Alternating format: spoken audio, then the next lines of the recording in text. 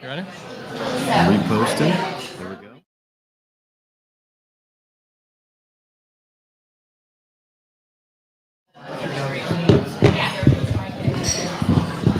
What is going on, everybody, at Ulysses Pub and Grill here in North Wilmington? We are talking 2 and 5, a Philly sports podcast that has been graciously allowed to be here with you all at Ulysses Pub and Grill.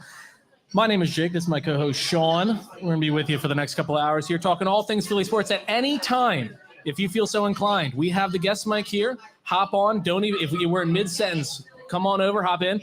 Guaranteed prize. If you come on, we got a trivia question for you. You get it right. They're very simple. If you know Philly sports, you will get it right.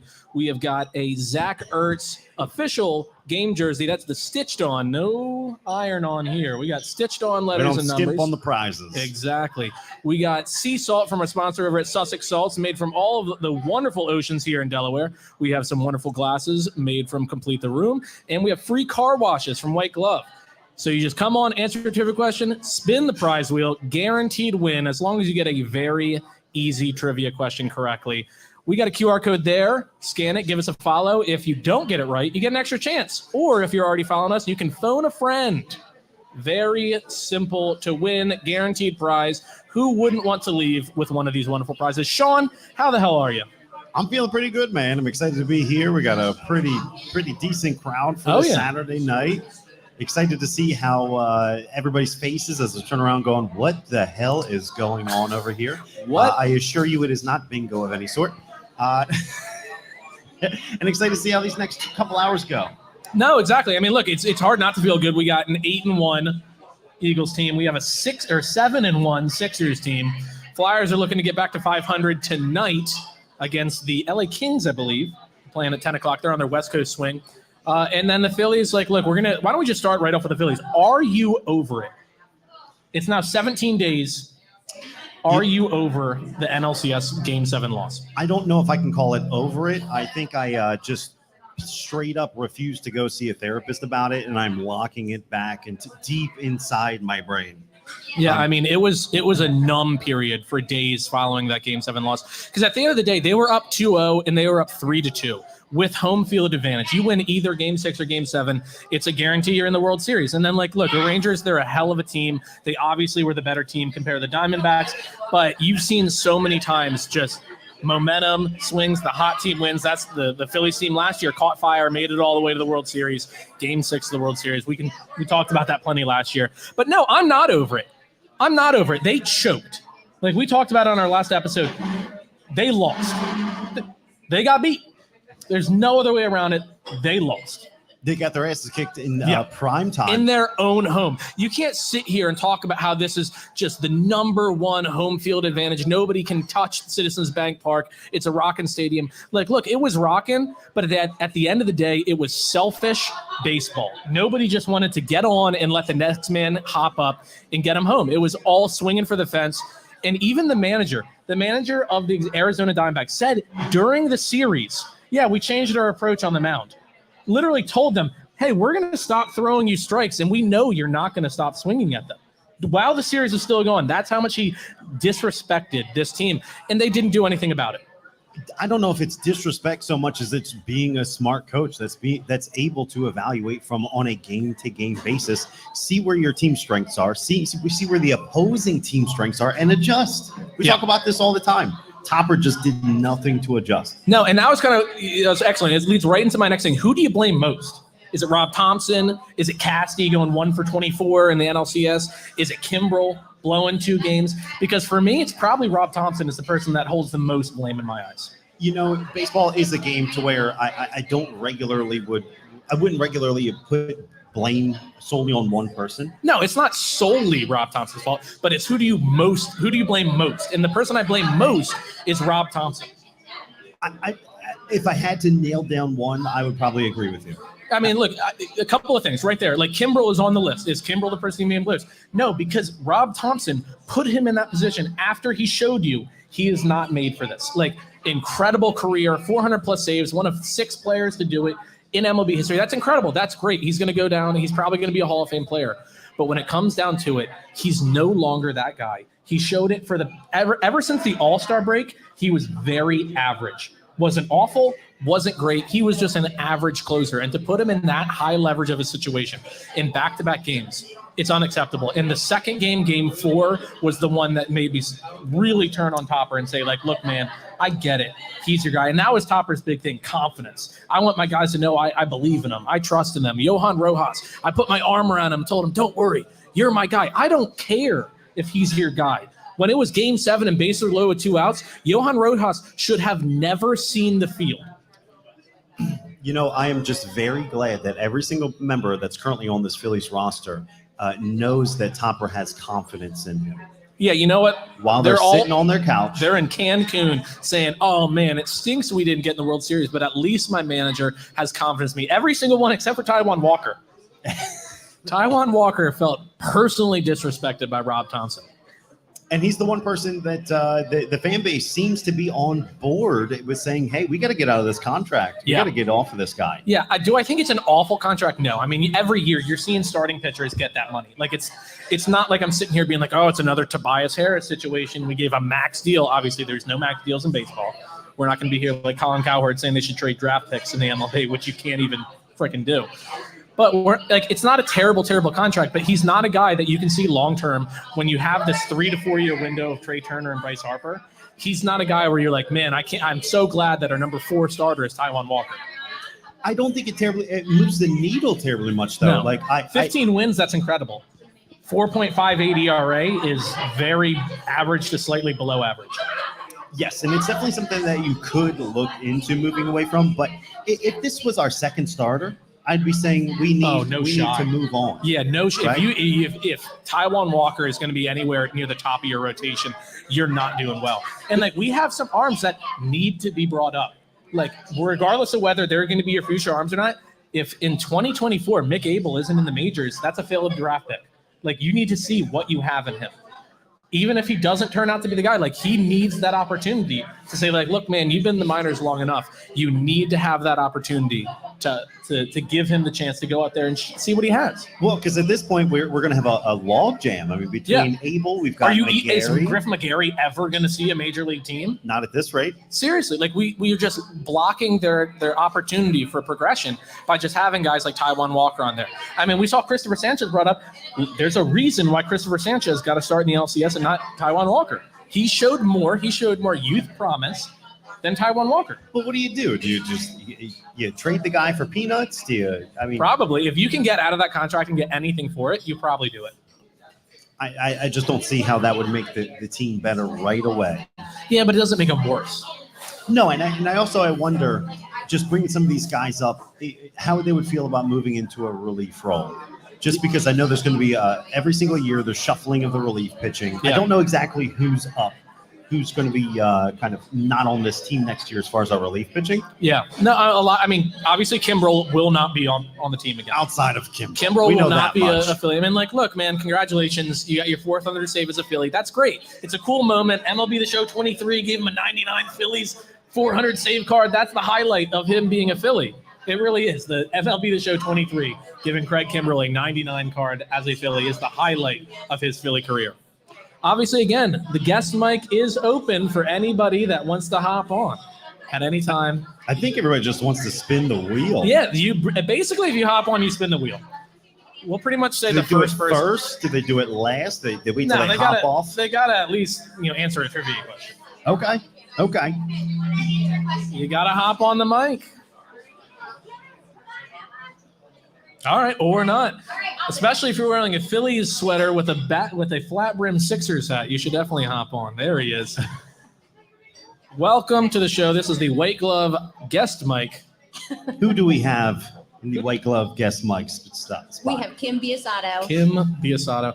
We're talking a little Phillies now. Obviously, you can give your opinion on anything Philadelphia sports. Do you have any thoughts on the current Philadelphia sport climate, or would you just like a trivia question? I would just like a trivia question. You would just like a trivia question. Sean, pick a question. It's really easy. Ask a question. Do not read the answer. All right, or you could just Kim. give the answer and I could make up a question that goes with the answer. Like this Jeopardy. Is not Jeopardy. You are not making up your rules. This is our guest seat. Okay.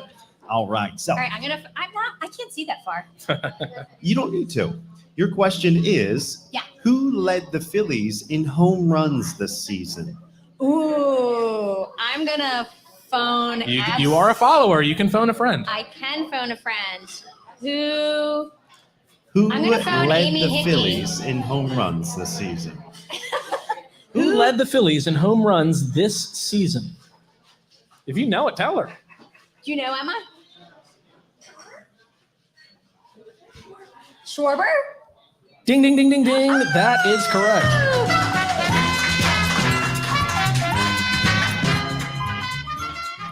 Go ahead and spin that wheel. Like I said, ladies and gentlemen, we have a Zach Ertz jersey. I understand he is a Cardinal, but he will be in the Eagles Hall of Fame. And we have a number of other wonderful prizes. Spin it and let us know what number you get.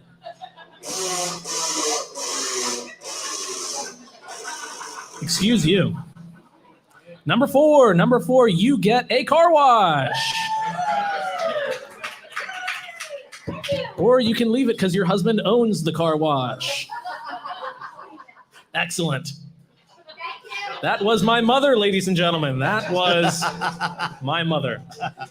But again, at any point in time, this guest mic is open. Just walk on over, hop in. You don't even have to talk the sport that we are currently talking about. We are knowledgeable in all four, including 5 teams, as the Union are advancing to the Eastern Semi-Conference Finals. So at least I know that. We're knowledgeable in the Union? No, I know that they're going to the Eastern Semi-Conference Finals. It's playoff time. Eastern Conference semifinals, excuse me, not the Eastern Semi-Conference Finals. It is a full conference. It is not a semi-conference. Gotcha. So look, we're talking Rob Thompson, we're talking Phillies, we're talking Taijuan Walker.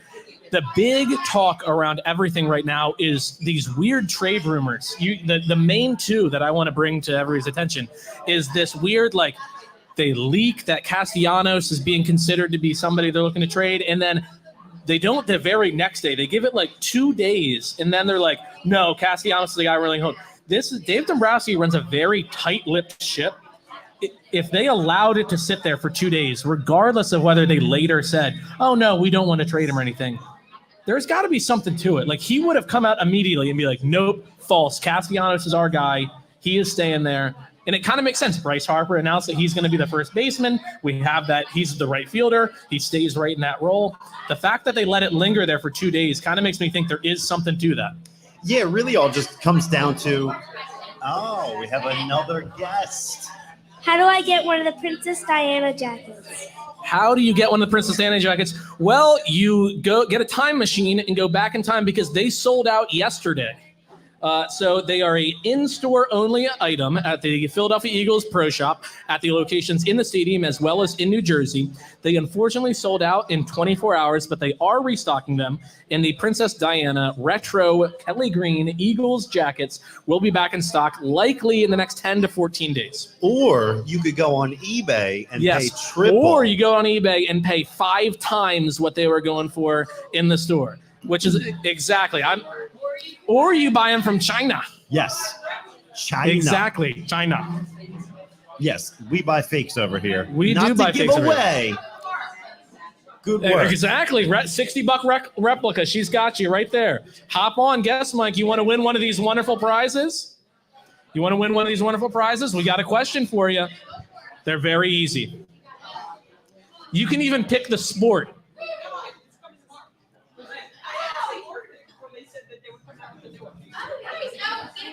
You can even pick the sport. What team do you feel most confident in? Phillies. The Phillies. All right. We already asked the Schwarber question.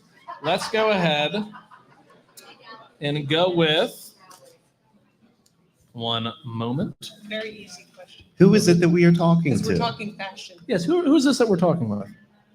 Lori. Hi, Lori. Hi. All right. I will ask you a very easy question. If you were listening, we have already answered this question. Who is the manager of the Philadelphia Phillies? Thompson. Rob. Look at that, folks. She won a prize. It's that simple. Do you like free things? Because we're basically giving them away. Go ahead and give yourself a spin. Let us know what number you got. A good, healthy spin. That's a semi-healthy spin. What do we got? 35. You are the proud owner of Sea Salt. You can come on by Sussex Salts. They are a local sea salt company. They go to all of the Delaware beaches, collect ocean water, filter it, and turn it into delicious baking salt. They also have, just as of today, introduced their suntan and sea salt scented candle. It is a new item that they're selling. You can give that a scent if you want to. But we have salt from Dewey, from Rehoboth, and from Dewey. Rehoboth, there we are. Delicious. I love cooking meats, Thank and you there's for no hopping better on. salt. Sean, your family loves the salt. We do. Yes. We do. Yes, delicious salt. So yes, still talking Phillies, but again, if you have anybody wants to hop on, again, you're basically guaranteed. You are guaranteed to win a prize if you get the question right. But if you are a knowledgeable sports fan, you won't get something as simple as who's the Phillies manager. And it appears as if we have a group to the left that's helping out with everything. Yes, So, I mean, look, we're here to give things away. We're here to please No the people pressure. at the wonderful Ulysses Pub and Grill. Excuse me, I almost said Bar and Grill. Pub and Grill over here off of Marsh Road in North Wilmington. So look, like we're talking Castellanos. Do you think there's smoke to? Do you think there's fire to that smoke? No, I completely agree. Disagree. Really? Yes. No, I do understand that Dombrowski normally is very quick to dispel rumors. Yeah. It just depends on where that rumor comes from. Yeah. This rumor seemed to come It came from sources. sources. Either just some Twitter user that was looking for attention on one particular day. Okay, so it was Matt Gelb. Matt Gelb, I don't care. All right. Exactly. Let's go. Correct. You won't hear that if you come to the trivia question because they're that easy.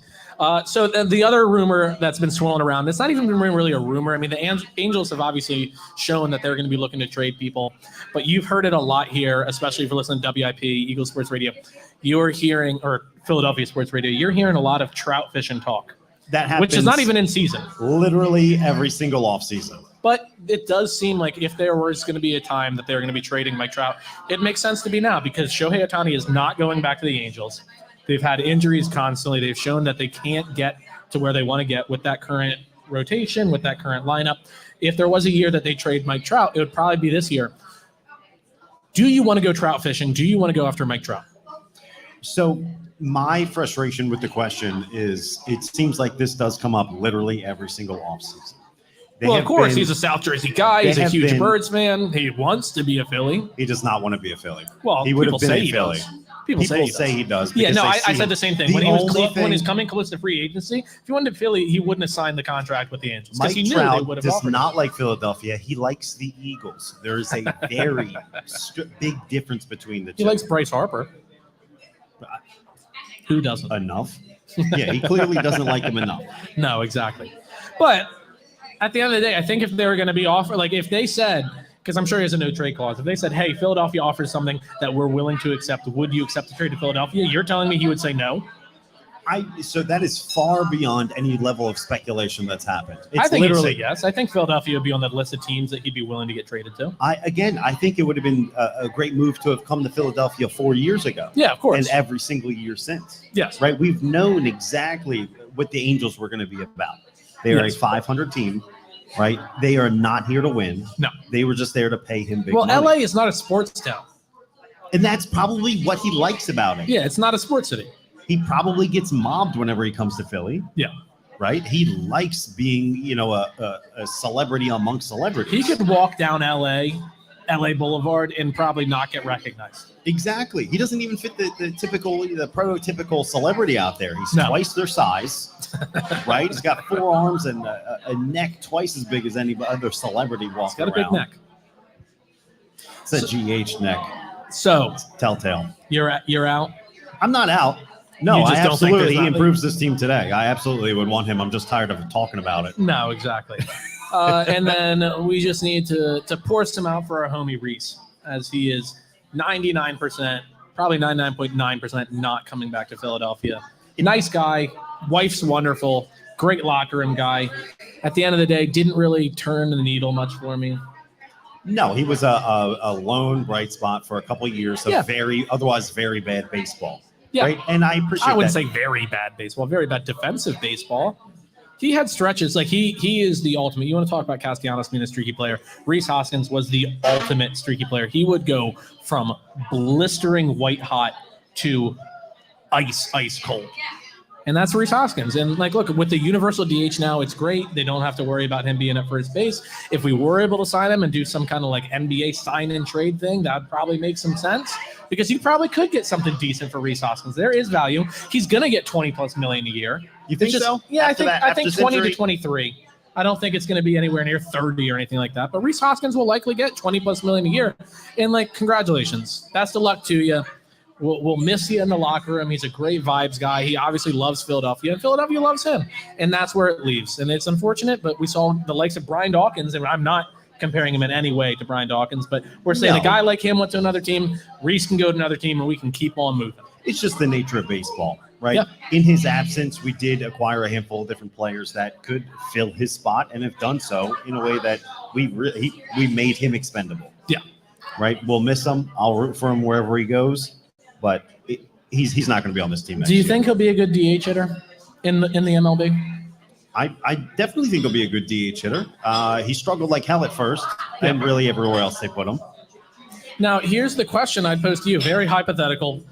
I probably wouldn't do it, but with the universal DH now and with the value that Kyle Schwarber has, would you ever consider trading Schwarber and keeping Rhys as a cheaper option as a guy that's still going to be, like you just said, a very good DH hitter?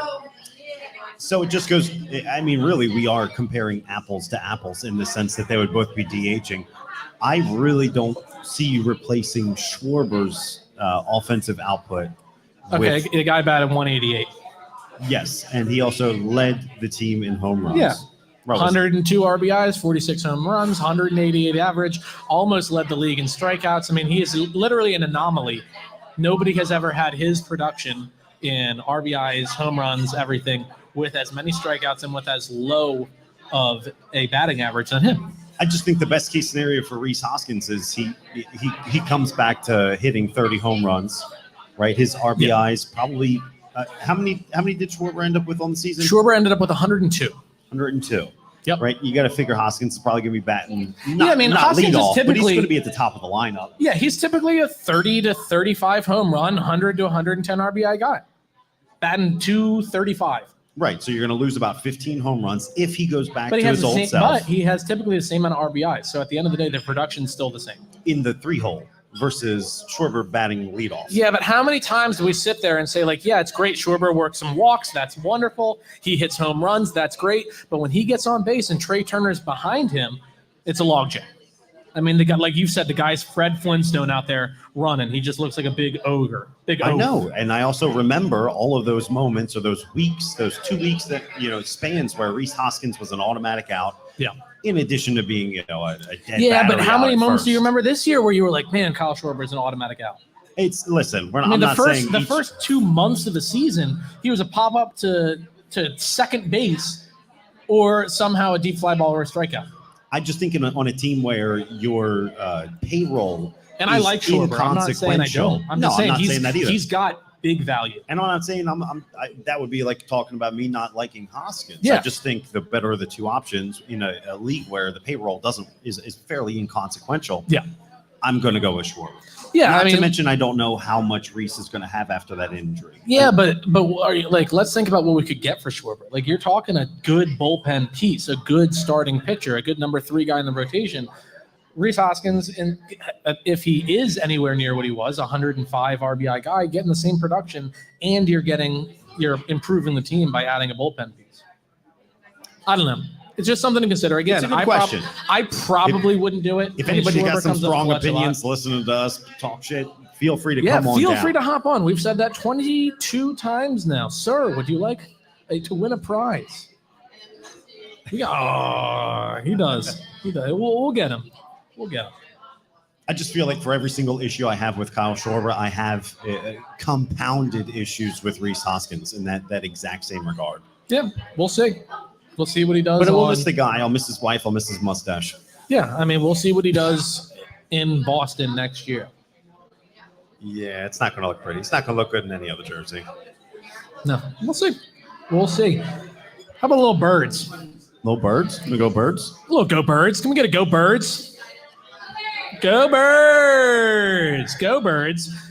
Eagles, we have some first half season awards to give out. Sure. 8-1 team. We're going to be going over MVP, biggest surprise, biggest disappointment. As we are Philadelphia, we can be 8-1, and we will still complain as if we were 1-8 because that's our nature. Most improved, favorite moment, and then we have a few other things. Projected win-loss for the rest of the season, all that. But I'll start right off the bat. MVP. I have pretty much two answers for every question here, and I don't think this is a really hot take. MVP's got to be either Jalen Hurts or AJ Brown. That wasn't part of the rule, man. We got to have one. We got to pick MVP. one. We got to pick. Okay, MVP for the Philadelphia Eagles. Do you think Jalen Hurts or do you think AJ Brown? Britton Covey answer from a guy that I know hates Britton Covey. What do we think? At the bar, if you're sitting at the bar, you can hear me because I can hear myself and I'm behind the speaker. Do you think AJ Brown is the MVP or Jalen Hurts? AJ Brown, Jalen Hurts. Anybody else? AJ Brown. All right. AJ. Oh, Kelsey. I mean, he's an incredible player. Probably the best center in the league. It's just hard to give an MVP to that position. I don't think an offensive lineman has ever won the MVP. If it was 50 years ago. Yeah. Not in today's, not in the Super Bowl era. Yeah, maybe Chuck Bednarik. Maybe. Eagles center right there with Jason Kelsey. But no, Kelsey obviously Mount Rushmore of Eagles players. If there's 4 Eagles players up there, quick Mount Rushmore off the top of my head, Reggie White, Jason Kelsey, Harold Carmichael up there. I don't know. It's going to be so tough. All right, Chuck to Bednarik. say. There's 3. And then the 4th, maybe Norm Van Brocklin. Doc. Doc. Yeah, what am I thinking? Brian Dawkins. See, those are tough because the eras go by. You weren't around at the time. No, I wasn't there for Norm Van Brocklin. No. I could have thought he was a bum. Who knows, Yeah. I think a lot of people are bums. Gabby here doesn't like Jalen Hurts. Yeah. She's wrong. He's uncomfortably handsome. I will say that. Sometimes I just don't even like looking at him. He's a very good-looking man. Very good-looking guy. Uncomfortable.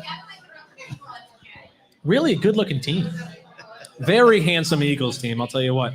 But, okay, so it sounds like the consensus of the crowd here Is that an Ulysses Pub and award? Grill. Do we give away most handsome Eagle award? We can.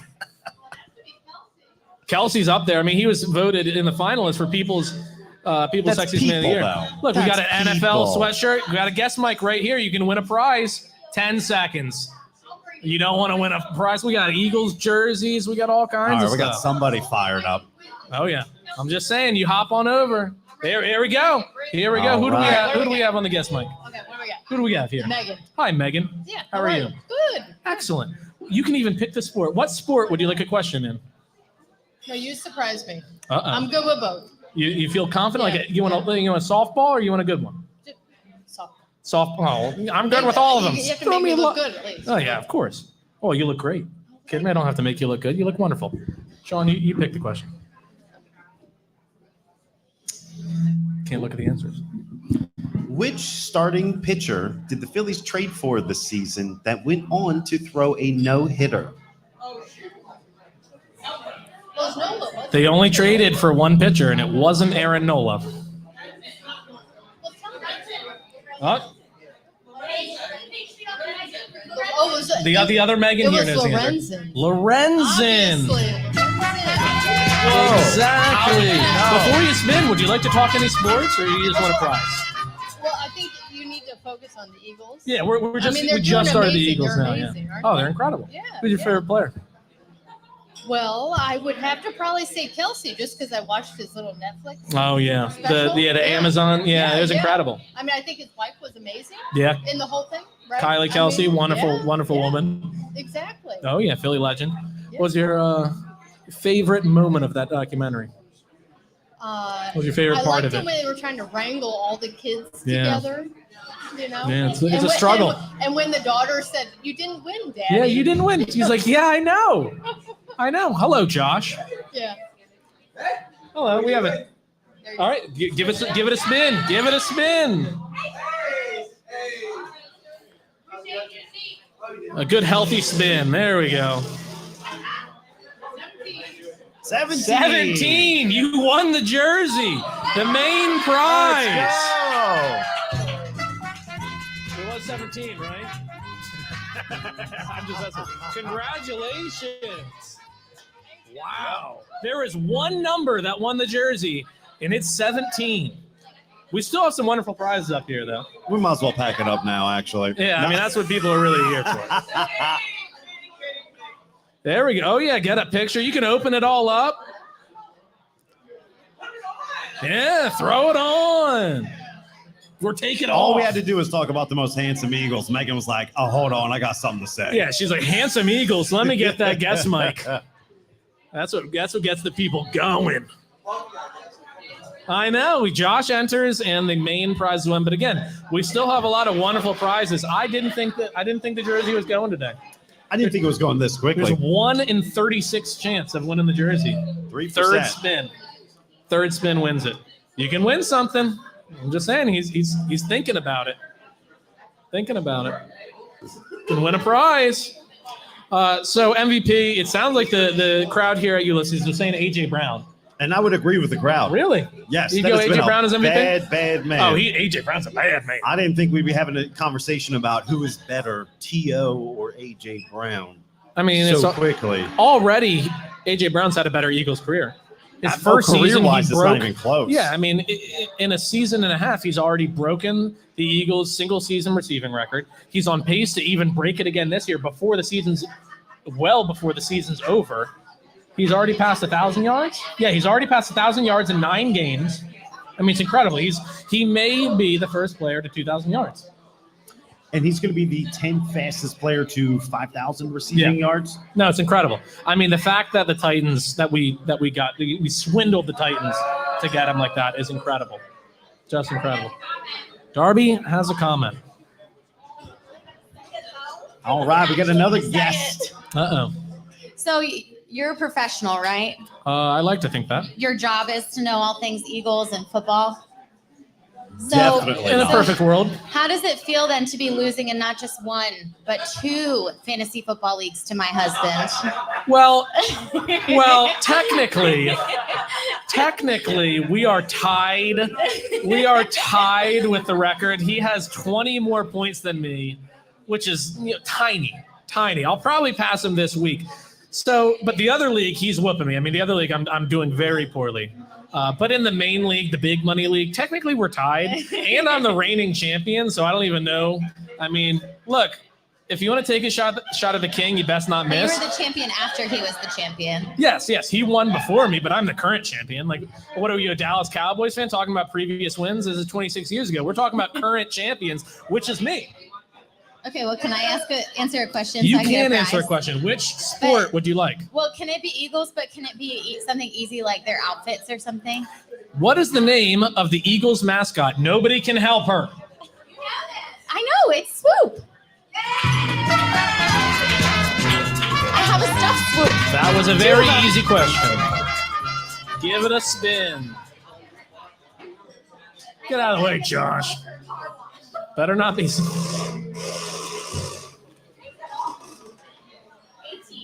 18.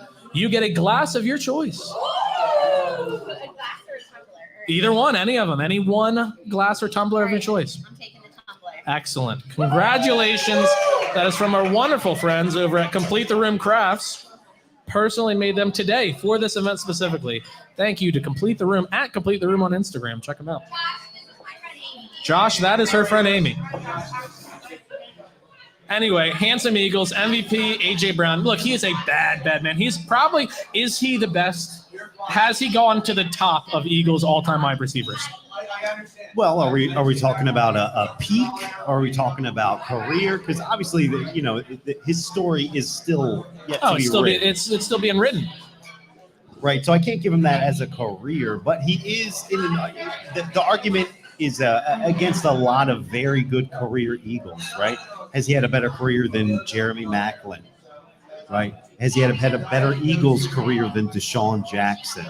I mean, not yet. If you're talking careers. Sure. But he's the better receiver.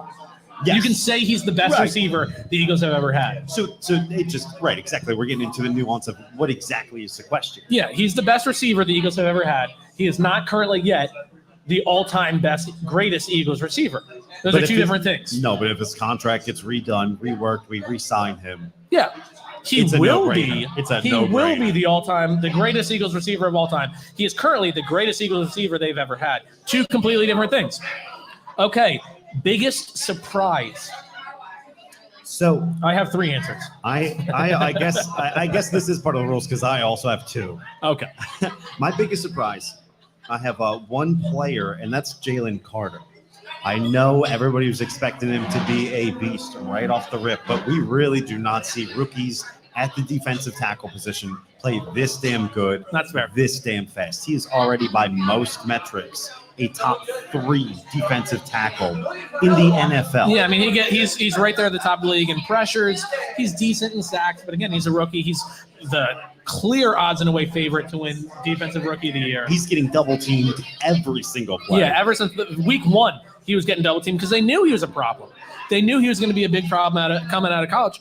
And look, shout out to Chicago for trading us that pick for a 4th round pick. We moved up one spot and gave up obviously the spot behind it and gave a 4th round pick to get the best defensive player in the draft. So shout out to Chicago for that. Look, it's a great answer. I have 3 answers. Jalen Carter probably should have been my 3rd, so I'll swap out. I did have A.J. Brown in there because I knew he was incredible, but the level that he's performing at this year, like that's fair. He's the best. He's the greatest receiver Keep him on currently there. in the NFL. Keep him on there. Yeah. The other 2 I have is Cam Jurgens. He only started one game. He didn't start any games this year, but he came in and played one game last year after Jason Kelce got the start to keep his streak alive. We had no idea we had in him. He was a center. He was never really a guard. And he came out, and before he got injured, he was ranked as one of the top guards in the NFL. And he was playing phenomenally a little bit undersized guy. We spent plenty of time on the show talking about the big if that was Cam Jurgens. Yes, and he I mean, there's a reason we were at training camp, humble brag. And look, there was a reason why he never was out of the first team snaps. He took the first team snaps from day 1 of training camp to day 21 of training camp. It's only a 3-week camp. And he was the guy there the entire time. And there's a reason, because he is obviously clearing away the best right guard that we have on the team. We'll be curious to see what they do at right guard next year when, unfortunately, Jason Kelce will likely retire. And then Cam Jurgens will slide over to center. I'll be curious to see what they do at right guard. Tyler Steen, I still think, has a lot of potential to be that guy. We will find out. But he's on there. And then my 3rd guy was DeAndre Swift. I mean, he had a stretch there when the offensive line was healthy and when they decided, hey, we're going to have a 55, 60% run, 40% pass game, where he was incredible. He was elite at receiving, at running, at dropping the shoulder, breaking tackles, as well as just clearly making the guy miss. He was playing incredibly. And I was just like, we thought the guy was good, but he was injured. He never had a complete season. He still hasn't had a complete season. And he's had a little bit of a fallback recently. But I was very surprised with what we saw in him, because I was a guy really saying coming to the season, Kenny G was the guy. Yeah, and I think even after we got Swift, I was like, Kenny G's the guy. That's what makes DeAndre Swift such a good pick for this question, because we thought it was going to be a 1A, 1B, or you would see some incremental things that he does better in certain spots. Yeah, but he has far and away been the best running back on this team. Oh yeah. Right. Like Kenny G's had a few flashes, but he's also had some terrible He's moments. looked off strangely mediocre, especially when he comes in to dispel Swift. Yeah, but then every once in a while, he has a huge play where he drops the shoulder, fights for yards, somehow stays on his feet, works through contact, gets in the end zone. He's had a couple of times where he's gotten in the end zone through some very awkward contact where you're like, okay, that's great. But he's been very inconsistent, has shown that he is not the number 1 guy in running back position. And so there's a reason why DeAndre Swift is there for the biggest surprise. And now, in true Philadelphia fashion, we have to talk about biggest disappointment this season. Again, I do have one more biggest surprise. You do have one more. I do. I have one player. I have one coach as well. We talked a lot about potentially this guy with a ton of new names on defense, just being a total carbon copy of Jonathan Gannon, right? But halfway through the season, Sean Desai has looked like a much better coordinator. And it was Sean Desai is solid. Yes. It was something that I wasn't expecting. There was a track record there, right, with this time with the Seahawks and the Bears. Yeah. But it's not like we pay particular attention to either of those 2 clubs, right?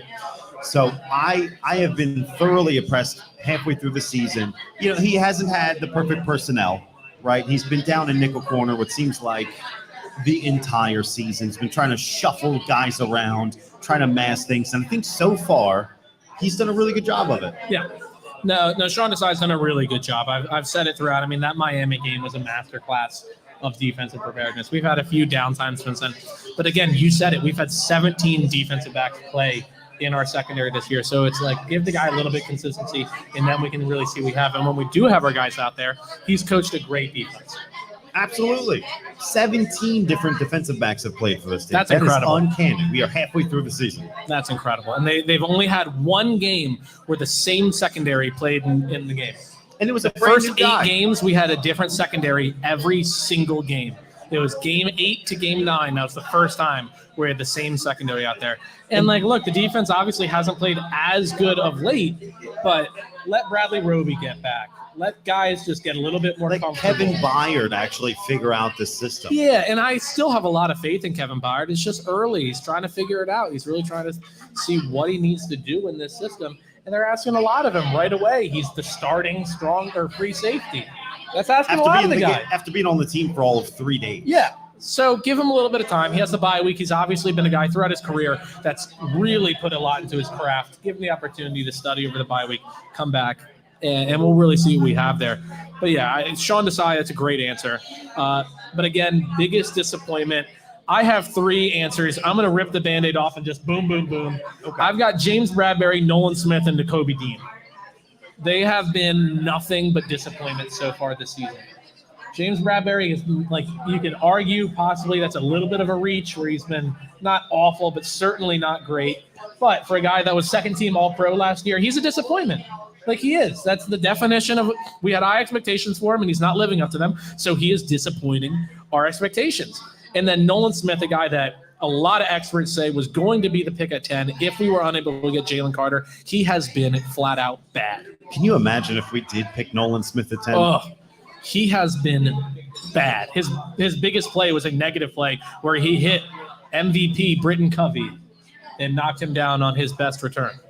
That was Nolan Smith's most notable play as an Eagle. Although I do think that this team does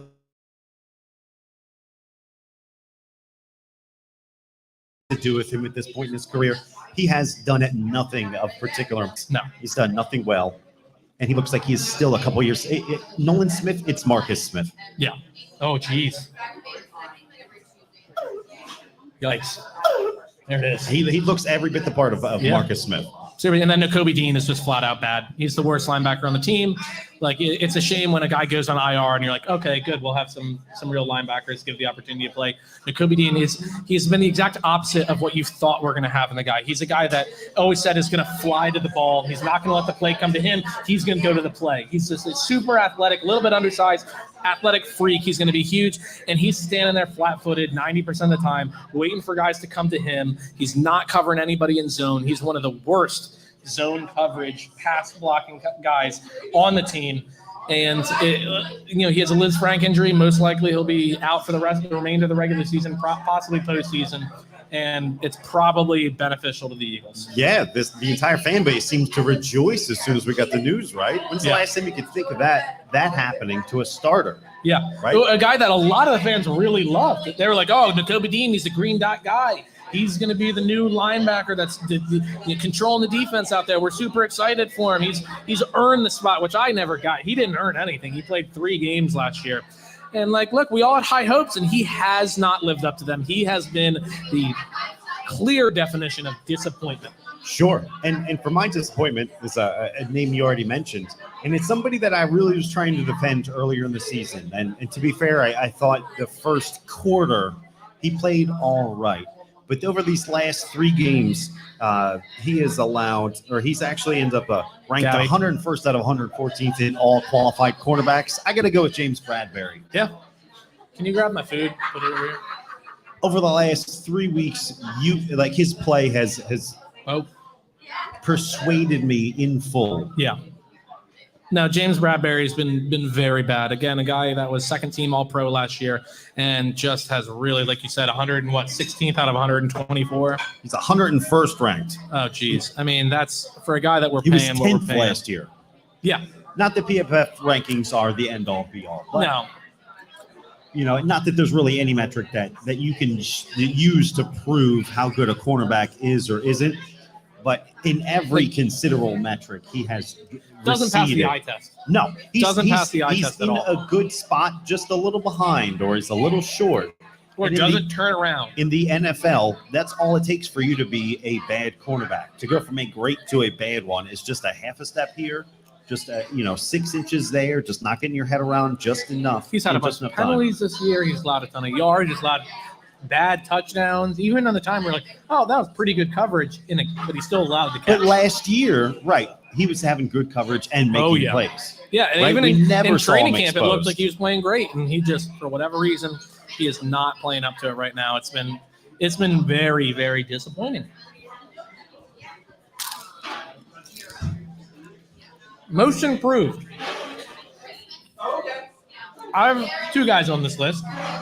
One, you can't even really argue most improved because you saw very little of him. But anytime an undrafted free agent is now playing at where he would start on any team he was on, I feel as though he deserves to be on that list. That's Reed Blankenship. He's had one bad game this year, one noticeably bad game this year. And of course, there's the game he had an interception in. That was probably his worst game, and he still had a takeaway. But Reed Blankenship is probably most improved. Again, you didn't see a whole lot from him, but he's an undrafted free agent. Given the Well, opportunity. you did certainly see him towards the tail end of last season. Yeah. Right? A guy you had zero expectations of and played reasonably well. Mm-hmm. Right? But you are absolutely correct. He actually is my Eagles mid-season most improved player. Yeah. And then the other guy I have on there is a guy that we've talked a ton on the pod about is Jordan Davis. I mean, he's had a few falters, but for the most part, he is by far and away incredibly better than he was last year. He certainly has made a jump from year 1 to year 2, and it's been fantastic to watch. Right? It's just I think it's at a position where we have a bit more depth. So it might not be quite as noticeable, right? We got Blankenship playing 99% of the snaps out there, right? In a secondary that has been just shuffled around every which way. He's been a stalwart back there for us, and it's coming from a guy that we did not have reasonably high expectations. Yeah, you had no idea what you were going to get out of him. Middle Tennessee State guy, undrafted, squeaked his way onto the team. He was the last day, kind of like, all right, is he going to make it? Is he not? Fringe guy, makes it, has a huge game against the Packers last year, earns the spot. We realized we were going to be losing a lot of safeties. He was obviously going to be the next guy up, and he's played very high level to where, like I said, he would probably be a starting safety on any team. Yeah, I think right at this point of the season, he is the 3rd ranked coverage safety per PFF. Yeah. Right, so not a whole lot of guys doing and playing much better football than he is. No. And he's still bringing the boom. I mean, he still knows how to throw his body weight around, really laying some good hits out there. Favorite moment of the season is beating Dallas. Beating Dallas and watching them, the way that we beat them to where they just had boneheaded decision-making that cost was them to win. The most stressful, for sure. Definitely the most stressful, but at the end of the day, I love it just because of the amount of just excuses we've heard, the amount of whining we've heard. It's definitely been the best post-game antics. Yes, I just drink up those Dallas fan tears to where that was probably my favorite moment. You know what? So I think that was a little too stressful for me to call it my favorite moment. I totally understand where it's coming from as far as it being yours. Mine was AJ going off against Emmanuel Forbes. Yeah. And pointing down and saying, tisk, tisk, little one in the end zone. Yeah, giving him the ball, saying, hey, find me after the game. I'll sign it for you, little guy.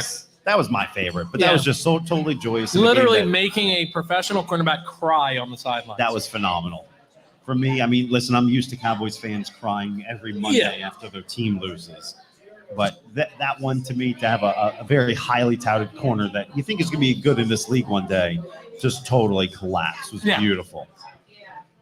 And I love, like, the one play he defended it. He does the old Jalen Mills finger wag, gets in his face and everything. You know, it's like, okay, you allowed 178 yards and 2 touchdowns. It took him to grown man land. Took him to grown man land. Expectations coming out of the bye. We're not losing more than 2 games. No. For over the last second half. So we're going to end up with 3 losses on the season. Wrong. 2 total. Mm-hmm. Won the first half, won the second half. Yeah, this is a 15-2 team. Anybody that tells you otherwise is a moron. You're looking at a team. No, they are. I just called it a 14-3 team. Moron. You're a moron. This is a 15-2 team. Look, you're going to be going against the Chiefs. The Chiefs, obviously, they've been a powerhouse in the NFL for a while. They are not the Chiefs they were before. Honestly, their defense is probably at this point of the season more impressive than their offense. And we have shown any defense we go up against, we're able to score points. That is not our issue. Our issue has been some timely defense, but at the end of the day, we have the most clutch defensive line. We do not have the best. We have the most clutch team in the NFL. We do Offense, not have defense. It doesn't matter which side of the ball. We do not have the best defensive line, but there is no defensive line more clutch than ours, getting timely sacks late in the fourth quarter to ice away a game. We will beat the Chiefs. I don't care about Andy Reid coming out of the bye. Nick Sirianni coming out of the bye is just as good with just a little bit less of a track record. We'll beat the Chiefs. The Bills, right now, Vegas has the Bills even money to make the playoffs. They're struggling. I get the AFC is a strong conference, but they are even money just to make the playoffs in any seed. Bills are struggling. I get it. They played the Bengals, who are a hot team right now, and they played them fine. But the Bills are very gettable. They have one guy, and that's Stephon Diggs. That, look, again, we've allowed receivers. We allowed CeeDee Lamb to have a career game. That's great. What did that get them? A loss. A loss. Like, we can allow these guys to have big games. Look, the best number 3 on Georgia that they've had in 10 years. Not Nolan Smith. I'll tell you that. We will beat the Bills, and it's Kelly Green night. Yeah, no shot. Against the Bills. No shot they win when we're wearing our Kelly Greens. Seattle stinks. Dallas, it will be at that point, they'll be just done.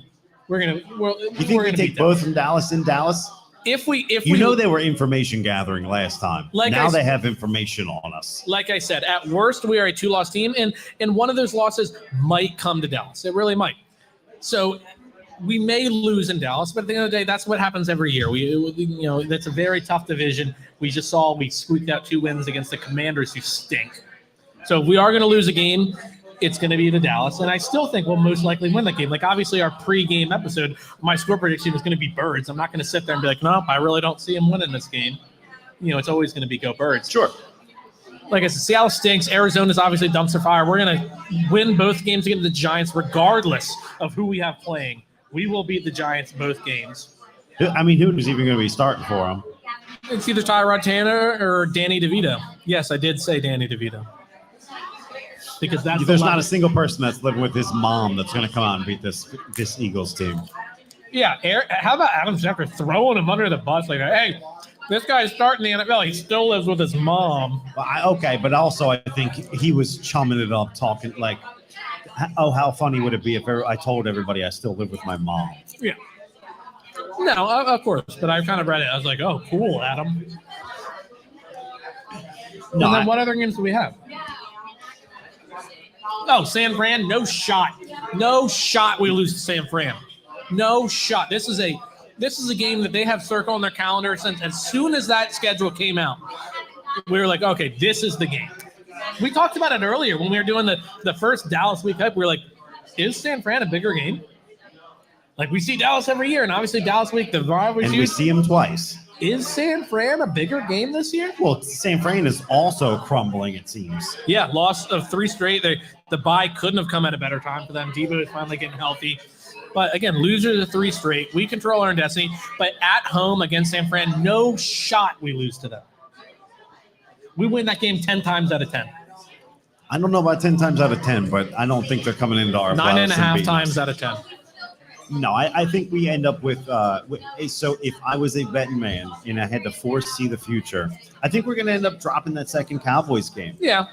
And like I said, if we are to lose a game in the second half, it'll be to the Cowboys. And then I just think one of these games is they're going to catch them in a lull. I think I take a look at this schedule and I see the Seahawks might come out and surprise us. No, I'm not saying they're the better team. They stink. But sometimes the better team loses. Yeah.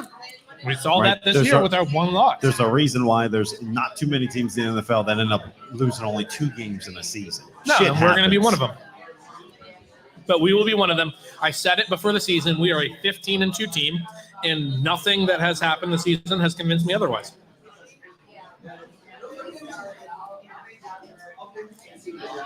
Coaching grades. Next year, Yanni, A. Not A plus, A. I don't know because he replaced both of his coordinators. He's still not calling plays, and that takes balls. Yeah. Quite frankly, that is a gaudy coaching move, right? So I at this point, I'm going to give him an A plus. Yeah. Yeah, for successfully replacing both of his coordinators and not losing a single step. Only reason I give him an A. A loss to the Jets, you lose a plus. You lose whatever, not a letter grade, but whatever you want to call that. Take From an A plus to an A. Yeah.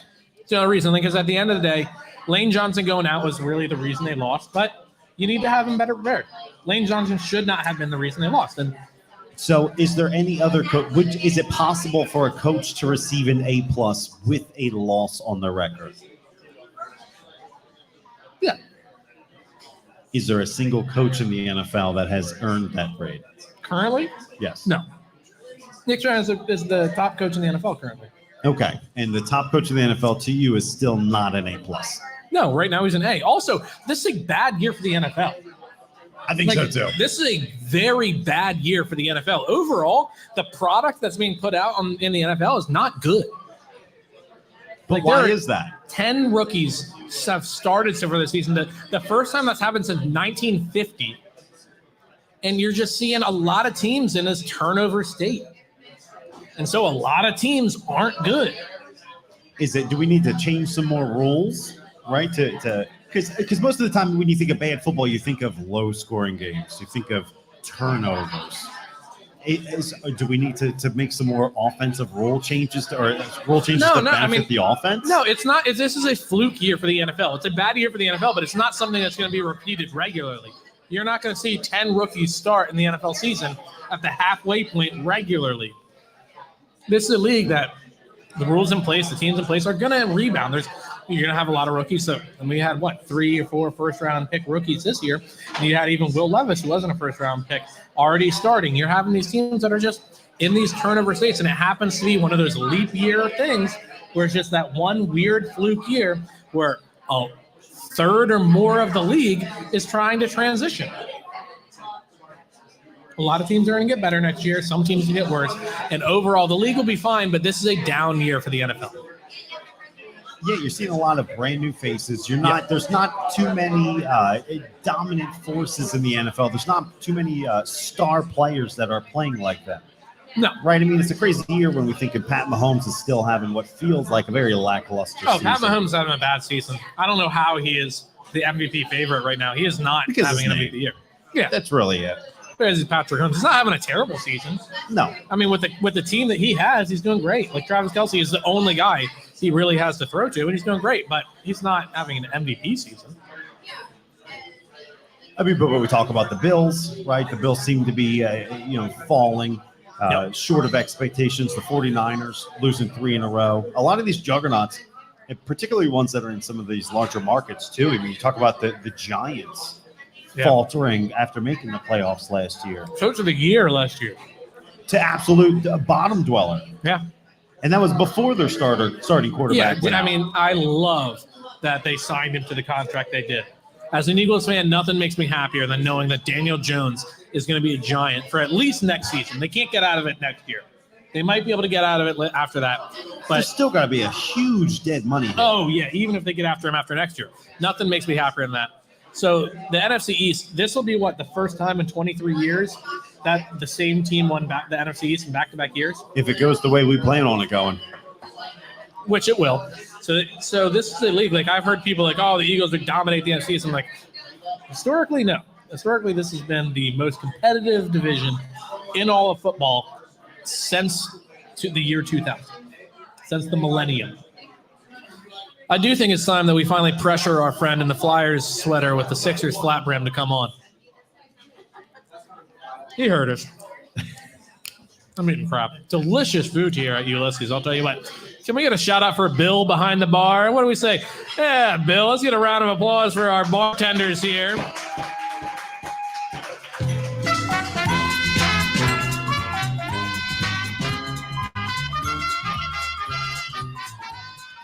And all of the other wonderful staff here at Ulysses. Really incredible establishment. Can't thank them enough for hosting us here tonight. So really wonderful job here. We have another trivia question person here. Obviously, again, at any time, especially you at the end of the bar who are new wearing red flannel sweatshirts, at any time, if you want to answer a trivia question, you can come on by and win a prize, even if you are in green or red flannel shirts.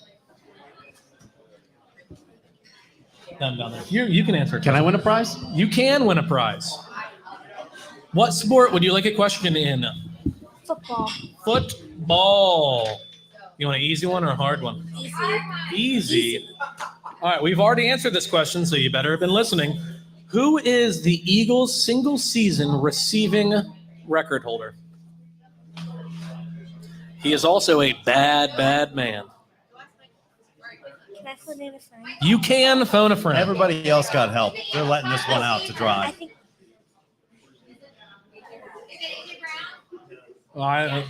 AJ Brown. One Arthur Juan Brown.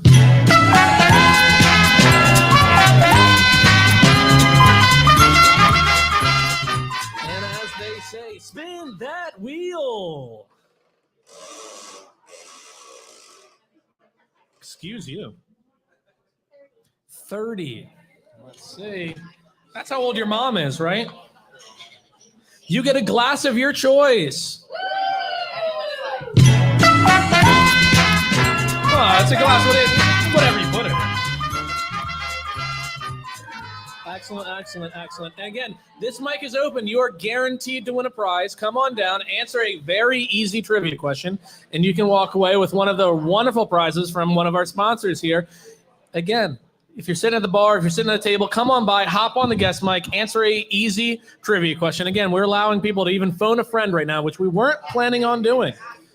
We still have dozens of prizes here. So, all right, hop on. Hop on. You're not getting an easy one. No. Not getting an easy one. We do have hockey. All right, Well, let's the hockey hockey ones question. are easy.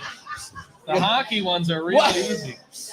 All right, who is the current captain of the Philadelphia Flyers?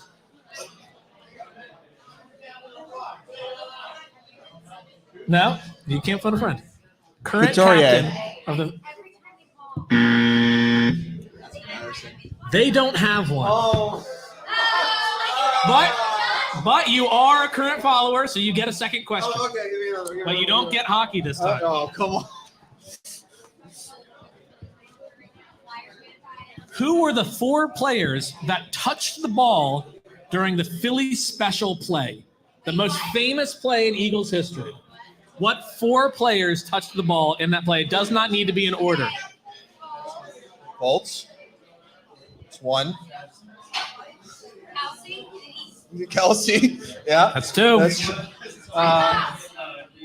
You're coming on next, all right? I saw you. We made eye contact too many times.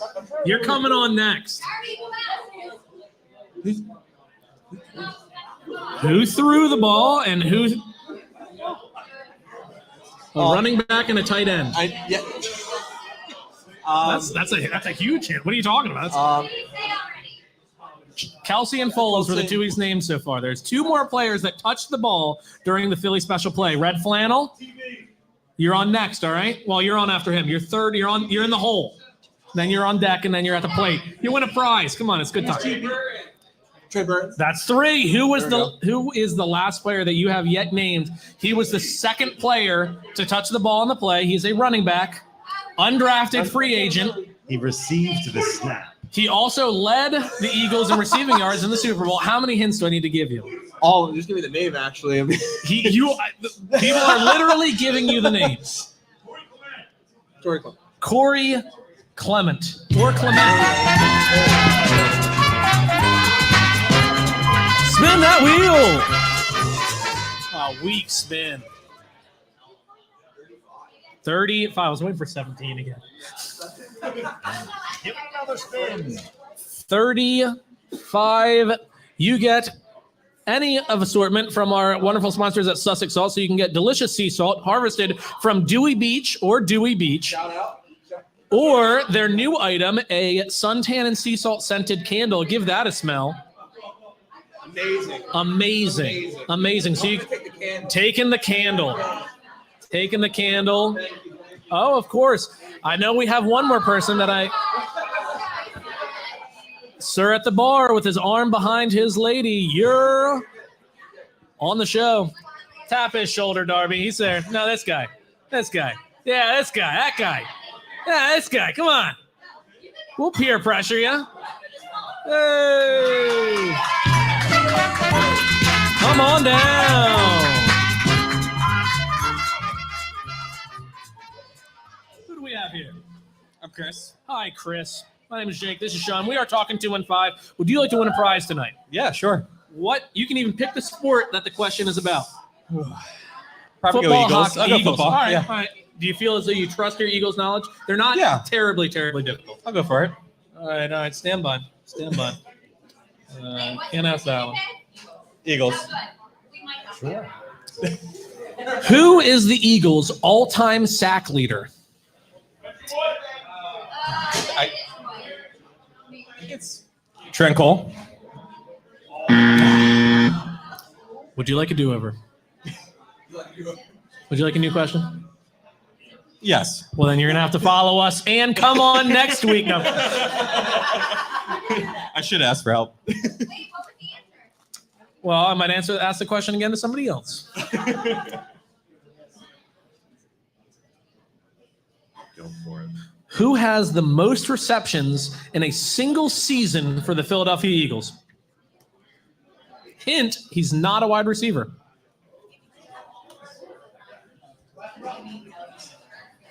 Hint, we gave away his jersey. Yeah.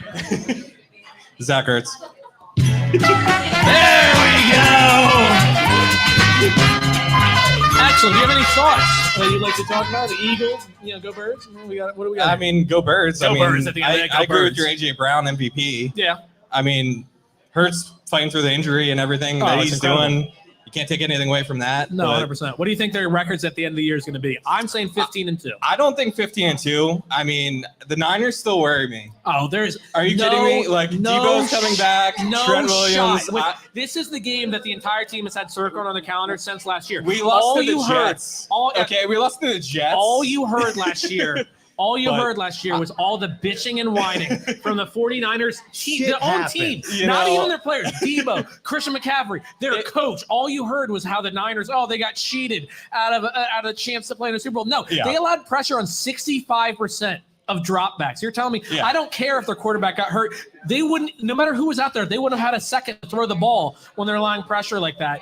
We were scoring runs. Was their defense hurt? Because we scored 35 points. Yeah, Fred Warner got hurt and Nick Bosa both got hurt in They that game. both finished the game. So, and I they mean, were a non-factor I'm just saying. when they were I'm just healthy. saying. When The they were Niners are no joke, and we should not They're not a overlook joke. them. They're not a joke, but there's no joke. If we beat the Niners, I will feel very confident if we beat the when Nick Niners. Bosa was, before he got hurt, quote unquote, Lane Johnson Yeah. was playing on a torn adductor. You're telling me an offensive tackle playing on a torn yeah. adductor is less impressive than Nick Bosa getting shut out? I mean, Jalen Hurts was also playing very hurt in that whole game and throughout the whole playoffs. Yeah.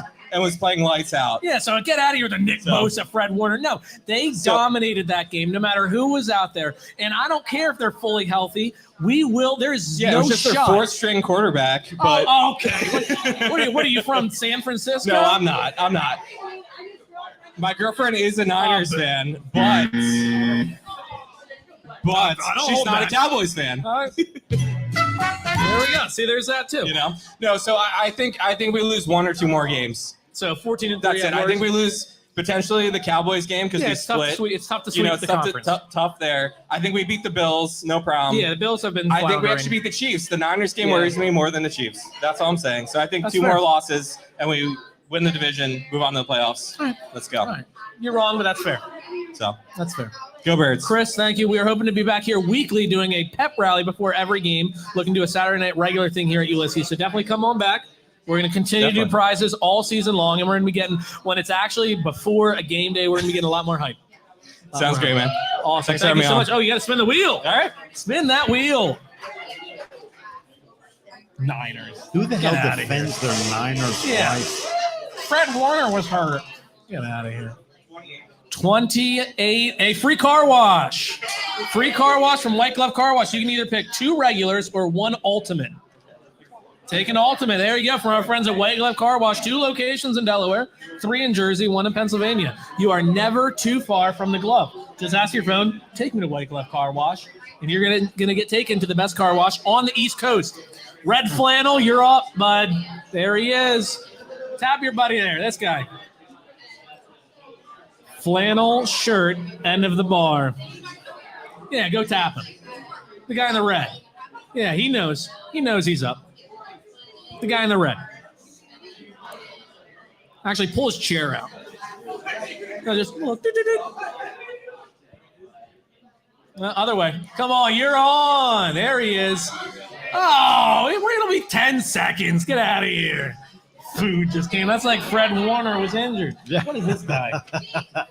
He's defending his wife. I'm talking about right? this guy. How you doing? Oh, wonderful. Good. How about yourself? Who do we have here? Chris. Hey, back-to-back Chris's. Okay. No, not Is this nothing one a wrong with Niners that. fan? Yeah, are you a Niners fan? I'm not. Good. What are your thoughts on the Birds? What are we thinking coming out of the bye? The stretch ahead. People have been talking about this juggernaut of a schedule coming up. You worried at all? You confident? What are we thinking? I think it's going to be a tough, but I think we're going to pull through, and Yeah. I think we're going to be okay. Yeah, at the end of the day, I mean, we're the best team in the NFL. Absolutely. That's statistically, that's proven. We're facing tough teams already. We've come out on top, and we've won in a different way every single game. Right. We've shown we can win with our legs. We can win by passing. We can win by defense. And so there's really no team that really scares me. Ultimately, I do think we lose at one of these games remaining because it's tough to go any kind of stretch like that. Right. But I'm looking at a 15-2 team. Sean here says 14-3. Chris also said 14-3, but he said we're going to lose to the Niners, so throw that out. Would you like to win a prize? Sure. Excellent. What sport would you like a question in? What Philadelphia sport team do you feel most confident in? They're pretty much softballs, I think. I But think so they're all far- softballs, so far especially we've with the had some tough crowd in answers. it. You know. Yeah, every crowd will shout you an answer. Right. What I sport? don't know much, but maybe the Phillies The might Phillies? be my best bet. All right. Let's see. What are we thinking? Yes. Who is the Phillies' all-time home run leader? Mike He Schmidt. can't answer it. You have to. Mike Schmidt. There it is. Mike Schmidt with 548 home runs leads the Phillies all time in home runs. Awesome. Spin that wheel. And send one of your buddies over here. I forced you over. Now you force it. It's like, what's the game where it's like, all right, now you got to pick somebody else. I don't know. Tag, sure. 21, stand by. You won a wine glass of your choice. You got our logo and the Eagles on either side. Thank you. Excellent. There we go. Let's give him a good round of applause for Chris. Thinking we are a 15-2, 14-3 team. Pretty confident remaining. We allow anybody in flannel shirts to come on. How do you think I got the gig? Megan. We locked eyes there. There's something there. Or Justin. Or You can't just lock eyes, man. Sometimes that tension is sexual. yikes. Hey, Justin. All right. So back to grading coordinators, I suppose. Yeah. Look, we already talked about Sean Desai being a guy that you put as the biggest surprise, one of the biggest surprises, because we didn't really know what to expect coming in here. I probably go A minus there. I think you're spot on. B plus to A minus. I do think you could argue B plus. There's been enough games that you're like that was bad. Giving Right. Sam Howell the opportunity to throw over 80%, over 400 yards in the way he did, like that's not great. Teams haven't been scoring many points though against this team. No. and ultimately that's really what matters. It hasn't been in dominating fashion. I think we're up you to- can give up 600 yards. If you give up less than 25 points, I'll still say you're doing a great job. Right. We can nitpick and talk about how this style of play isn't great. We're not blitzing a ton. We've got very few turnovers or takeaways. Oh my gosh, Excuse me. Technically 3. I don't consider that CD fumble with the clock at Very 0-0. few. 3-1, Bottom but we have line. had 2 takeaways since week 3. Unacceptable. And not like we've even barely missed any. We have there's not been anything close to an interception. There's not been anything close to a fumble. We're not getting the ball. We're not taking away. But you could argue that makes his performance even more impressive because we're not allowing these teams to score all that many points with no takeaways. Right. Like you take a look at some of the numbers, like how many yards per game we're allowing. I think we Which I don't care about. I don't care. I we're in care the only top- about how many points we allow. Exactly. We're in the top 8 or 9 in point or yards allowed, and then in points allowed, we're in the I think we're 6th, Yeah. if I'm not mistaken. So complete 180. Really, just with how many new names are on this team, I thought he's done a fantastic job. I'm also going to go A-. Yeah. And then there's the one that's probably the guy that most people aren't a massive fan of this part of the season. That's our offensive coordinator, Brian Johnson. I'm going to go B-. I understand there's a little bit of a recency bias, but I'm going to defend why I'm going B-, where a lot of people would probably go C to C- with this guy. The reason I'm going B- is the Eagles lead the NFL in yards per first drive. They average over 65 yards in their first drive of the game, which is nuts. That's is that really the statistic? Six, That's incredible. It's like 67 yards That's per incredible. first drive. I mean, you figure they're almost always taking a fair catch or letting it bounce. So you're getting that 25-yard line. So the most you can go is 75 yards. And they're averaging over 90% of that. Right. We're going to get down to a goal line situation. Yeah. Almost guaranteed. And look, play calling has really not been overly impressive. There's not a lot of creativity. We're bottom of the league in pre-snap motion. We're not doing a whole, we're not disguising many things. We're not scheming guys open. We're lucky because we have A.J. Brown, who, again, if you see one-on-one, you throw it up and know that he's going to come down with it. And then you have an elite route runner in Devontae Smith. And before he got injured, you had a top 5 tight end in Dallas Goedert. So you didn't need to be overly creative. But I'm giving him a B-. I do think his red zone has been atrocious, slightly better of late. His red zone's been much better over these last 3 games. Definitely better. But look, we're looking at the first 9 games, and these 3 games have been great. Well, much better. But over as a whole, his red zone play calling has been very bad. You've seen a number of situational play calls where you're like, that makes no sense at all. 3rd and 3, we need to run the clock down, and we pass a deep shot. I understand. I love that, actually. It was a bad throw. I get I'm a that. big, go for it deep on 3rd and short guy. It Yeah. almost always works. They're almost always single high. You have one guy out wide. But it didn't You work. test it, and it just seems like, the wideouts that we have It was just a along bad with throw. Jalen. I mean, it didn't work that time, but I Yeah. think more often than not it does. I'm going to give him a B. Big. And again, I think recency bias is absolutely playing in it because he has been much better, especially in the end zone or the Yeah. red zone. There have been a handful of gaffes. I mean, we got people running into other people, causing fumbles, right? And I do think that does come down on the offensive coordinator a lot more than people give him not credit for, or don't get angry or upset for.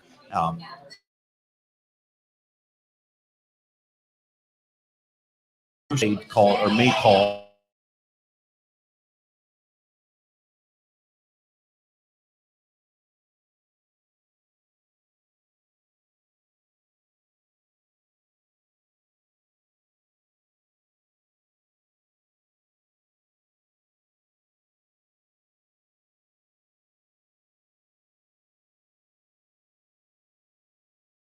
It's a huge factor. Yeah, but even beforehand, they weren't running them nearly at this couple seasons.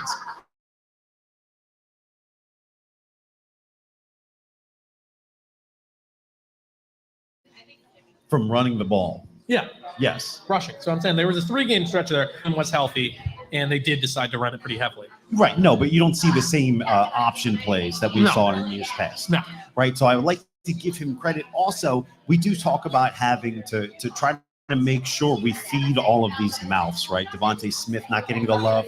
We got Feed your Dallas Goedert not getting the love he wants. And you know what Brian Johnson says? Brian Johnson says we got the most baddest motherfucker on our team in Arthur Jilwan Brown. And we're going to keep feeding him and feeding him and feeding him until somebody makes us stop. Yeah. And then we're going to explore other options. He says, Good I point. don't care how many receptions you have on the season. All right. We're going to win because AJ can't seem to drop a damn pass and is owning his man on every single time he gets singled up. Oh, yeah. So I actually give him a lot of kudos for that because he is not feeling the heat of feeding any one man in particular. And for that, I give him a B. That's fair. Sir, after your return from the bathroom, are you ready to win a prize? We have Sixers questions that we have yet to ask. They're all very easy. All right. His head's a little clearer All now right. coming back from the restroom. Yeah, I'm sorry. He very much does not want to win a prize. That's fair. You can call somebody out. I'm not good with peer pressure. No, No. that's fair. That's fair. If Bill wasn't so busy, I'd have him on. There he is. Bill's got some money to make. Yeah, he's moving and grooving. Yeah, like I said, 15-2. We will not lose to San Fran. No, I don't think we lose to San Fran. I think we lose to the Cowboys, and then there's somewhere in there, if I had to guess, I think that we're going to be lulled to sleep by the Seahawks, and something fluky happens, no different than the Jets. Fair. Shit just happens over the course of a 17-game season, but Fair enough. Sixers 7-1. playing some damn good ball. Yeah. I don't even remember the loss, to be honest. It was the first game of the season, wasn't it? Might have been. I think it was opening night we Yeah. lost. And then we haven't lost since. Yeah. And look, we're looking at Maxey, 26, 5.3, 7.5, 1 and 1. So obviously for those that don't understand the stats at home, 26 points per game, 5.5 rebounds per game, 7.5 assists per game. Also, 4 of the last 5 games he's had over 10 assists, 1 steal, 1 block per game. And he's had a head coach that's really pressuring him, saying, no, man, you need to be the aggressor. You're our guy. I'm not okay with you taking 5 shots and a half. You need to be at close to 10 shots per half. Use your speed, use your aggression, take advantage of teams, and go there and lead our team in points. Mm-hmm. And that's what he needed. You had Doc Rivers, who was just, I mean, the difference between Nick Nurse and Doc Rivers is just so dramatic. It's night and day. Oh, it's exactly what this team needed. You're seeing them lose Harden, regardless of how you felt about him. His stats, like if you look at just a strict box score, he was a good player. If you just look at the box score, you don't watch the game, you don't pass the eye test, nothing like that. You just look at the box score, you're like, okay, that's an above average player. But you're seeing them lose him, get guys that really haven't been playing, like Robert Covington's not playing, really. He's not playing more than 5 minutes a game. We got a bunch of guys that are going to free cap up next year. We'll have the ability to nearly have 2 max contracts next offseason and 2 future first-round picks, pick swap, and multiple seconds. Great trade. They did the right thing and waiting. And the Clippers are 0-3 since acquiring Harden, and Paul George has stunk since Good. Harden has gotten on his team. Let it all burn. His 3-point percentage dropped 34 points since James Harden joined. He was a 51% 3-point shooter percentage before James Harden joined, 17% since James Harden joined the team. You really hate to see it. And he hasn't stopped There was throwing no them up. clue, no inkling of that anywhere, was there? No, he is the system. Embiid, 32, 11.5, which is great. The guy that I really feel like needs to be a little more aggressive in the rebound area. So physical, so strong, never really gets over like 10 rebounds a game. So him averaging 11.5 is great. It's early. He had 11 by halftime last game, which was huge. You look at these games, when's the last time the Sixers really dominated in the board department? All the time you feel like they get dominated, that they're the team that doesn't get the offensive rebound. They don't fight for the ball. They don't fight in the paint. You're seeing so far this season, they're being really aggressive on the rebounds. They're hustling to the ball. Their turnover numbers are down. And a lot of that just comes down to coaching. Yeah, 100%. They're playing hard for him. He's doing a great job. And really the bench rotations. I mean, Doc Rivers, Glenn Rivers, he was not a doc. Glenn Rivers' bench rotations were terrible. All-time so worst. poorly timed. You had units, he left them out there, let teams completely take over the game. Momentum. It was point almost swings. seemed like it was on purpose after a while. Yeah, he'd allow teams going 17 to 4 runs before he'd finally Just be like, let all him right, sweat it out. yeah, I guess we'll put our starters back out there. Glenn keeps everybody on a short leash, Nick keeps everybody on a short leash. He knows when to call a timeout. He knows which guys play well with other guys. You're seeing. I mean, you could just see Doc Rivers kind of check out, right? It felt like he was calling it a career almost. I mean, he said scheduled loss. As soon as a Philadelphia coach says scheduled loss, he's done. Yeah, well, clearly he was not. He hung around for far too long after that comment. Yeah. I think his contract was a big part of it. I'm not going to act like I know head coach and NBA contract. Yeah. And then also we need to shout out Tobias Harris. He's at his 3rd highest points per game average of his career. 19.9 points per game, 6.5 rebounds, 2.5 assists, 1 steal, half a block a game. He's playing good ball, and he's playing clutch ball. I mean, this is the guy that you signed to that max contract. Yeah, he's right? had 3 straight games where he's hit a clutch 3 late in the game where we really needed him to step up. He's playing damn good ball. 20 points a game, damn good ball. Absolutely. We have 3 players averaging 20. Well, he's at 19.9. So we have 3 players averaging 20 points a game, which is great. Yeah, with so many different question marks heading into the season. I mean, it's been nothing short of impressive to see this team get off to such a hot start. Yeah. New system, new coaching, plenty of new faces. Nick Nurse has these guys playing some damn good basketball immediately. Oh, yeah. I'm in. I'm back in. Yeah. I acted like I was out. No, you And reluctantly that lasted a week. watched the first game thinking like, all right, what are we in for? I was almost watching it because I felt like I had to. Yeah. And then after that game, like from that game on, you're like, okay, he's got me. Yeah, we might have something here. Yeah. And then there's the Flyers. And the Flyers are in the worst position I can see you being in, because you cannot sit there and finish a season 6 to 12 points out of the playoff race and think we'll be able to turn it around. You either need to tank and go for the bottom of the league, or get super aggressive, try and get the pieces to make the playoff and make a run. Sitting where they're at, finishing 6 to 12 points out of the playoff race every year, is just a recipe for stagnant play. It's insanity. Never good improvement. They need to trade Carter Hart. They need to trade Travis Konechny. They need to trade Sean Couturier and just say, we are officially rebuilding. And there's no better time to do it than now with Keith Jones and Danny Briere. No better time to say, you know what? We can't win right now. We love these pieces, but they're not enough. So let's sell them high. Carter Hart's had a solid start of the season, recently injured, but he's back. He's healthy again. He's got a .920 save percentage. He's playing great. He's still very young. Trade him. Sean Couturier getting a little older in age, but a lot of teams would love his two-way play. He's one of the best defensive forwards in the game. Still can get a number of points. And then Travis Konechny, while he is somewhat young, you can sell high on him, having 9 goals so far this season. He's in the top 5 in goals in the NHL. Sell high on him because he's a guy that's always broken your heart late, has always become just nothing towards the later part of the season. And regardless of whether he keeps it going, it's not enough to make the playoffs.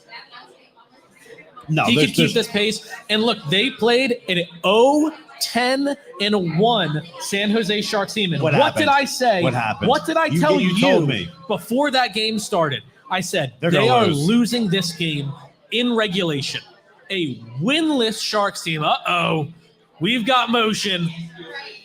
See, the Sixers hat didn't give it all away. What we were missing was the Flyers shirt that he was wearing. The one thing, I'm terrible with stats, so I'm not answering any trivia questions. But if you guys didn't point it out, I was going to come up and say the thing that bothered me most so far is they handed the 0-10-1 Sharks their first win of the season, and I was like, that is the biggest it's pathetic. Philly move. It's pathetic. Like you knew it was going to happen. You saw the record, and you're like, I don't care how hot they've been for the Flyers team that has very low expectations. You said they are losing this game. Yep. In regulation. They're not going to get a point out of it. They're losing this game. And to lose 2-1 to a team that in back-to-back games gave up over 7 goals per game. The Sharks gave up more than 7 goals per game in back-to-back games, and they scored 1 goal. This team is so bad at creating quality shots. 2-1. 2-1 against the worst team in the NHL. I mean, if that's not pathetic, which we already covered last episode, is the number 1 adjective I use on air. You made it almost 2 hours without saying it. I know. I actually was thinking about we bring this back to the studio. Anytime I say pathetic, we pick a random follower, spin it, and send them a prize. You say pathetic, or a lot. anytime Joey calls something the worst something in the league. Yeah, that's fair. All right. Couldn't have even at least made it overtime or a shootout. Just No. 2-1 regulation. No, regulation, very little fight, very little. And it's not like at no point in the game do you really feel like, they're right there. Like they'll be able to tie it up. No, you were like, man, like this team is just like, all right, we lost. It's West Coast. It's hard. It's tough.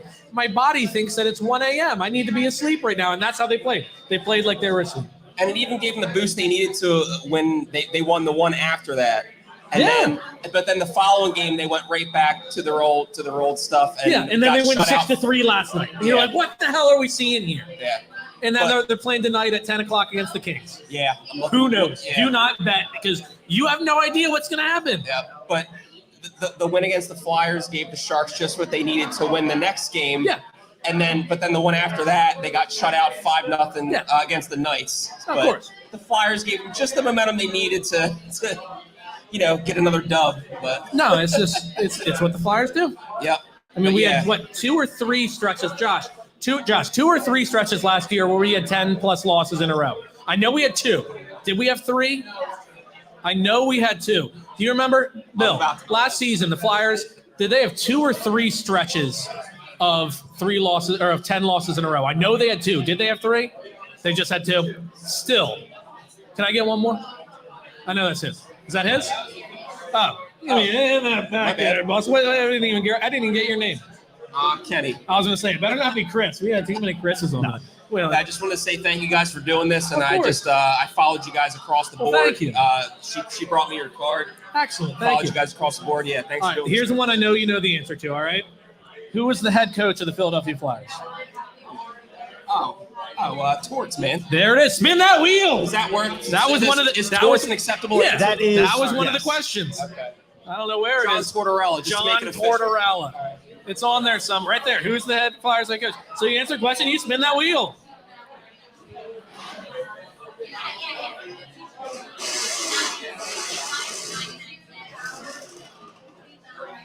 $35 sea salt. Some delicious flaky sea salt from Dewey Beach, Delaware.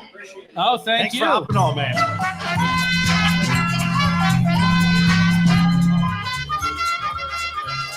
How about Kevin? Thank you for coming on. Thank you for the follow. Thank you to Bill behind the bar. Thank you for everybody at Ulysses staff here doing a wonderful job. We have time for some more trivia questions. We do. We have some more prize here. We have a lot of car washes. Somehow only 2 car wash tickets have been going here. We got Yeah, somebody who come wants to on hop on down. Come on down. There he is. Hop on. Well, you get what? Yeah, we have some old time questions. We do have some old time questions. First, do you have any comments on the Flyers? Let's see Yeah. you coming down wearing the Let's Flyers go. You're gear. next, all right? Actually, the Flyers are. Hey, you're Go on next, Birds. okay? You can win a prize. What's up? Yeah, he's I was saying that the Flyers actually are surprisingly better than I expected this year. but that's so what I far, think is the worst thing that it is, though. Because are they going to make the playoffs? No. Exactly. That's the worst part of it. They're Yes. better than you think, but they need to either lose and be bad or try and buy Yeah, but you and can't. get to the playoffs. Come on, if you're a professional athlete, you can't. You're not going to No, lose. no, exactly. That's what I'm saying. You want them to. No, not intentionally. I'm saying they need to trade away pieces so that they will lose. But- Trade Carter Hart, trade Sean Couturier, trade Travis Konechny so that they can't win. Because, like I said, being a team that finishes 10 points out of the playoffs is the worst position you can be in because there's so little growth that you can get. Because 10 points out of the playoff, you're going to get, what, 8 to 10 to pick 8 to 10? And in Yeah. hockey, you need those first 5 picks to get that big franchise-changing guy. Yeah, but even then, so like, say you get the first or second pick, you're not even guaranteed. Yeah, you might get Nolan Patrick. Yeah, they're not even guaranteed they're going to be a generational player. Yeah, but like we Nobody got on that team excites you. That's the No, problem. yeah. There So isn't one guy. That's why I'm like, trade high on Konechny. He's top 5 in the NHL in goals. Yeah, yeah. Trade high on Couturier. He's a two-way forward Well, that a lot of Couturier's teams my would like. favorite guy. Oh, love Coots. Yeah. Love Coots. But at this point, you could get a decent amount for him. Trade him. Trade Carter Hart. Wow, we've been dying for a young star goalie. We finally get one, and the team stinks. Exactly. So it's like Briscoe, or not Briscoe. It's like Bobrovsky again. It's like, all right, we traded him, and now the team stinks. Well, the problem with Bobrovsky was they didn't think he was that good. Yeah, they sold him a little early. Yeah, he was what, a two-time Vezina winner? Yeah, not a big deal. Not a big deal. Not a big deal. Sean, do you have any thoughts? Not yet. Not yet. Look, I mean, I love hockey. I was very good at golf when I was in high school and college. I was very good at sports. and I was not very good at hockey, but I played it, and it's the number one sport you can ever play. Most fun sport you can play at any level. Love hockey, love Flyers my whole life. It just breaks my heart to see where they're at. Comcast needs to sell the team to somebody that's invested in improving the team. This corporation that owns it only wants to make money, and they're not even making money. They need. I would take Jeffrey Lurie as the owner of the Flyers above Comcast Spectacor. I take Josh Harris. No, I wouldn't. But that's essentially what you have right now. He owns the Devils, and they're a damn good team. He's already proven to be a good. Oh. Somehow, his number one team is the Devils. His number two team is the Flyers. Tell me how that's the case. Why's that?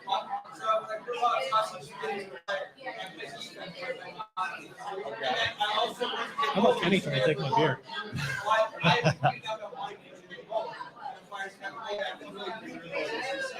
What's up, Boucher? Yeah. You don't like Brian Boucher? And Tanny Ninamaki, the man. No, but he was a big locker room guy. You don't like the philosopher? Yeah.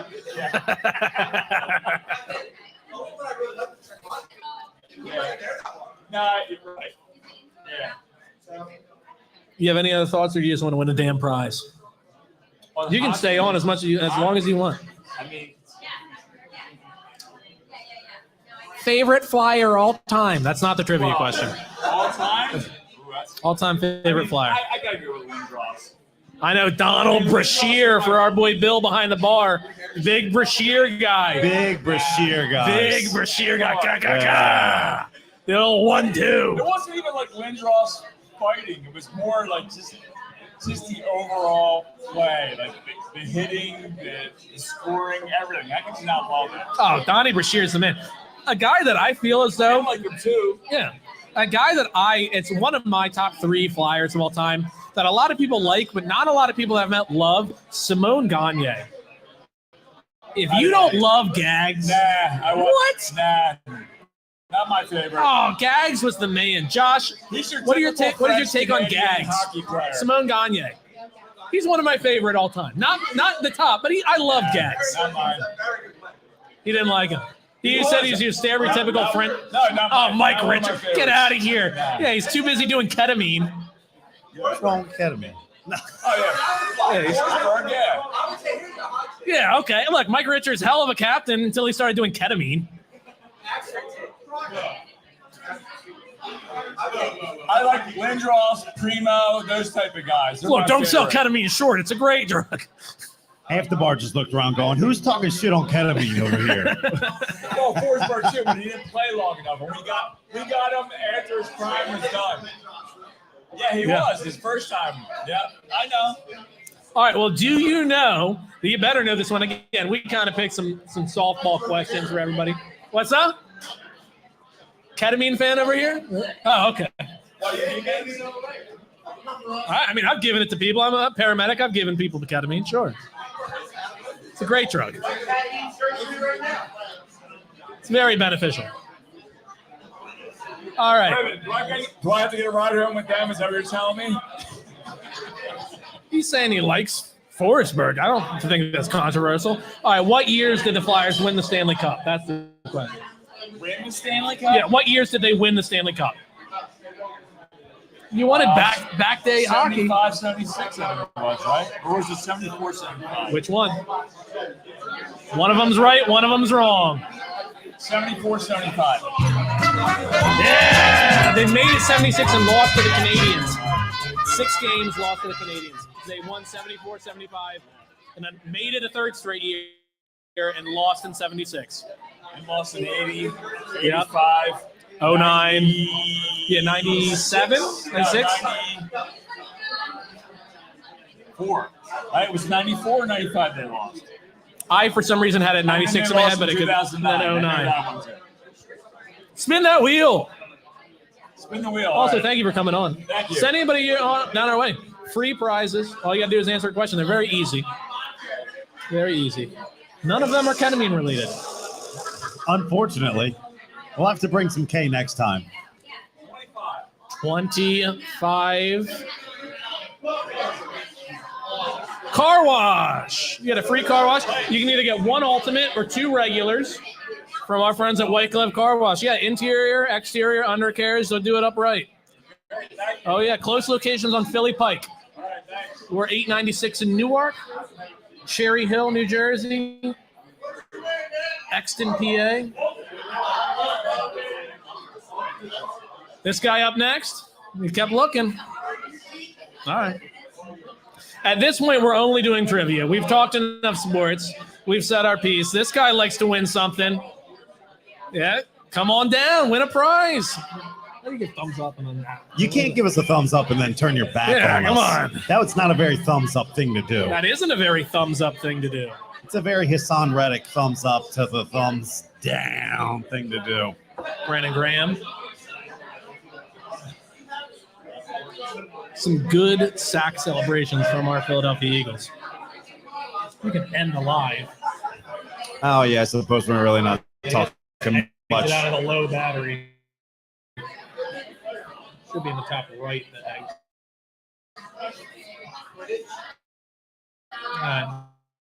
Click somewhere, maybe.